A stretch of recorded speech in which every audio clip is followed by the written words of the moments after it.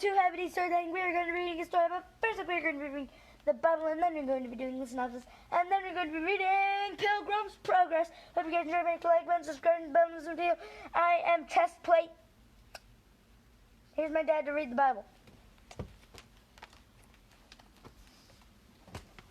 So we already read Ephesians, but I think the breastplate of righteousness is from chapter 6. So maybe I'll put a link to that video where we got to Ephesians 6.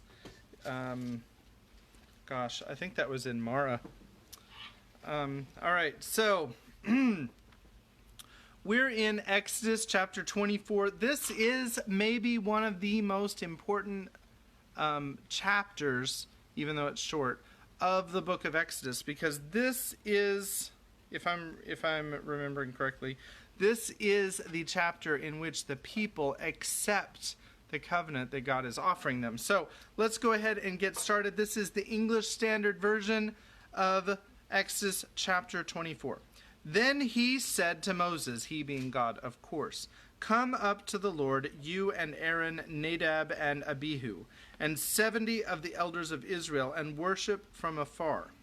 Moses alone shall come near to the Lord, but the others shall not come near, and the people shall not come up with him."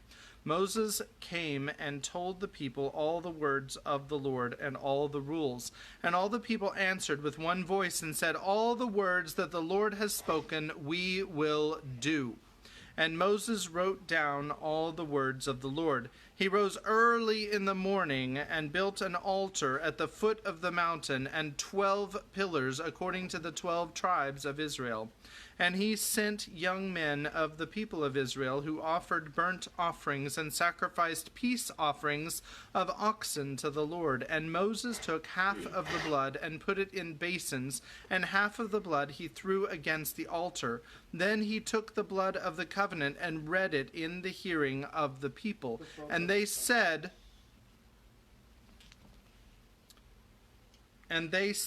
"All that the Lord has spoken we will do, and we will be obedient." And Moses took the blood and threw it on the people and said, "Behold, the blood of the covenant that the Lord has made with you in accordance with all these words." Then Moses and Aaron, Nadab and Abihu, and 70 of the elders of Israel went up. And they saw the God of Israel. There was under his feet, as it were, a pavement of sapphire stone, like the very heaven for clearness. And he did not lay his hand on the chief men of the people of Israel. They beheld God and ate and drank. The Lord said to Moses, "Come up to me on the mountain and wait there, that I may give you the tablets of stone with the law and the commandment, which I have written for their instruction." So Moses rose with his assistant Joshua, and Moses went up into the mountain of God, and he said to the elders, "Wait here for us until we return for you. And behold, Aaron and Hur are with you. Whoever has a dispute, let him go to them." Then Moses went up on the mountain, and the cloud covered the mountain. The glory of the Lord dwelt on Mount Sinai, and the cloud covered it 6 days. And on the 7th day he called to Moses out of the midst of the cloud. Now the appearance of the glory of the Lord was like a devouring fire on the top of the mountain in the sight of the people of Israel. Moses entered the cloud and went up on the mountain, and Moses was on the mountain 40 days and 40 nights. That is the end of Exodus chapter 24. And as I said, that is the chapter where the people accept the covenant that God is offering them. So we'll get to chapter 25 next time, hopefully tomorrow night. And now we're on Pilgrim's Progress. Of course, Faithful went and talked to Talkative. Talkative said, "Yep, sounds great. I'm gonna join your band, and we're gonna be merry and happy together." They forgot all about the heavenly kingdom, and they robbed from the rich and gave to the poor. And wait, that's Robin Hood. Here's Kimberly to say what really happened. So, what actually happened was, Faithful went over to Talkative and had a discussion about whether doing or just talking was good or bad, and what were his thoughts on it. And Talkative became so sick of Faithful that he just up and left. And was that pretty much it? The gist of it. In a nutshell, yeah. If you want to know more, go to the last episode. Okay, put the pillow down right where I'm trying to sit. Perfect. Okay, so, yes, if you want to hear more than the synopsis, then go re-listen to the last chapter and you will get more. All right, so we're on chapter 23. This one is called Evangelist Reunion, and this one is super short, so it should be very quick. Let me begin. Now when they were got almost quite out of this wilderness, Faithful chanced to cast his eye back and espied one coming after them, and he knew him. "Oh," said Faithful to his brother, "who comes yonder?"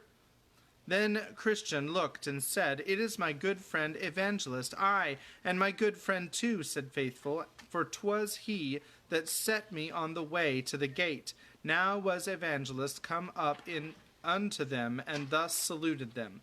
Evangelist, "Peace be with you, dearly beloved, and peace be to your helpers." Christian, "Welcome, welcome, my good Evangelist. The sight of thy countenance brings to my remembrance thy ancient kindness and unwearied labors for my eternal good."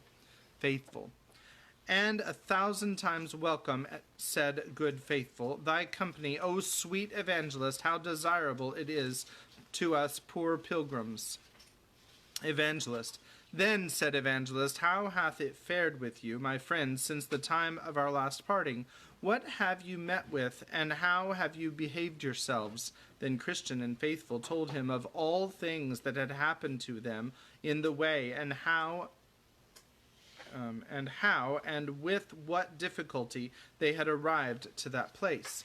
"Right glad am I," said Evangelist, "not that you have met with trials, but that you have been victors, and for that you have, notwithstanding my many weaknesses, continued in the way to this very day. I say, right glad am I of this thing, and that for mine own sake and yours I have sowed, and you have reaped. And the day is coming when both he that soweth and they that reap shall rejoice together.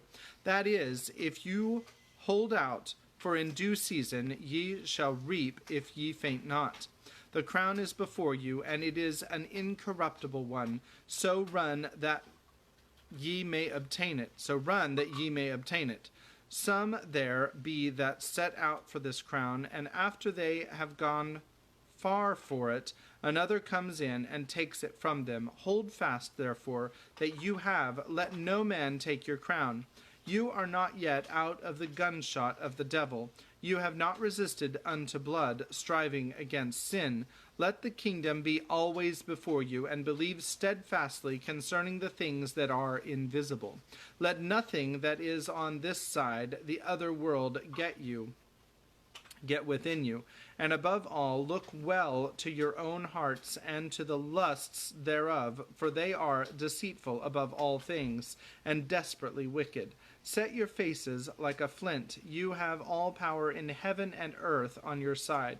Christian. Then Christian thanked him for his exhortations, but told him withal that they would have him speak farther to them for their help the rest of the way, and the rather for that they well knew that he was a prophet, and could tell them of things that might happen unto them, and also how they might resist and overcome them. To which request Faithful also consented. So Evangelist began as followeth. Evangelist. My sons, you have heard in the word of the truth of the gospel that you must through many tribulations enter into the kingdom of heaven, and again that in every city bonds and afflictions abide you, and therefore you cannot expect that you should go long on your pilgrimage without them in some sort or other. You have found something of the truth of these testimonies upon you already, and more will immediately follow. For now, as you see, You are almost out of this wilderness, and therefore you will soon come into a town that you will by and by see before you. And in that town you will be hardly beset with enemies, who will strain hard, but they will kill you. And be you sure that one or both of you must seal the testimony which you hold with blood, but be you faithful unto death, and the king will give you a crown of life.